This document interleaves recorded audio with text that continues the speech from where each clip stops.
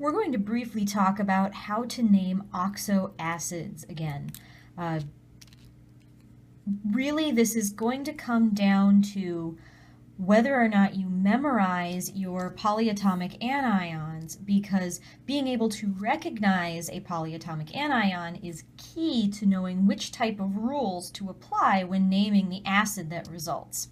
To recap those rules, if you have an anion with the name form hypoblankite, for instance hypochlorite, you would say hypochlorous acid. If it's just an ite, that would be us acid.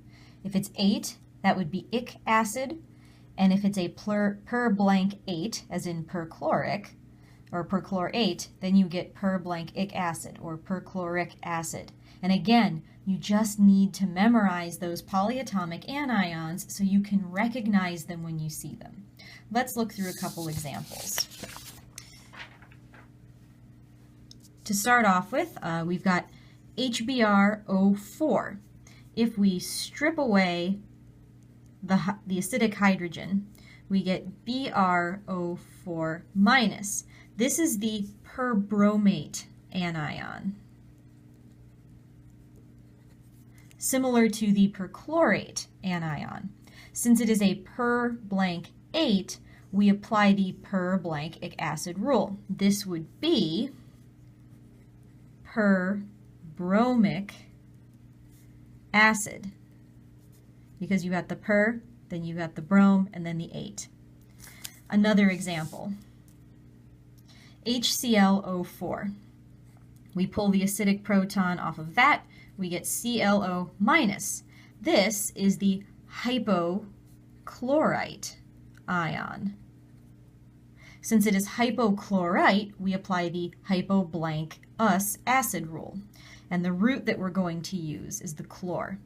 This is hypochlorous acid, hypochlorous acid. A couple other examples, H2SO4. If we subtract a proton, we get HSO4 minus. This is hydrogen sulfate or bisulfate, but there's still one more proton we can pull off, so it's not the parent anion yet. Pull off one more, we get down to SO4 2 minus. This is the sulfate ion. Since it is a sulfate, we knock off the ate, we use the root sulf, and we get sulfuric acid, because sulfate goes to ic acid. One more example, HNO2. Pull the proton off of that, you get NO2 minus. This is the nitrite ion.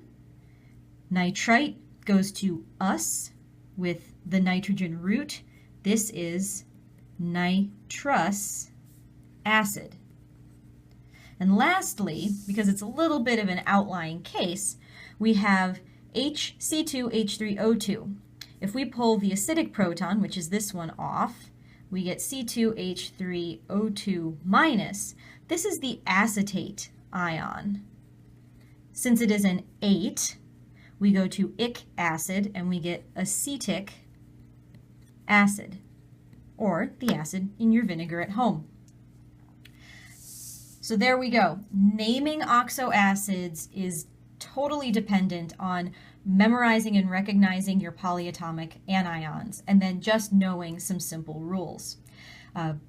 Good luck with your homework due Friday, and I will see you guys that morning.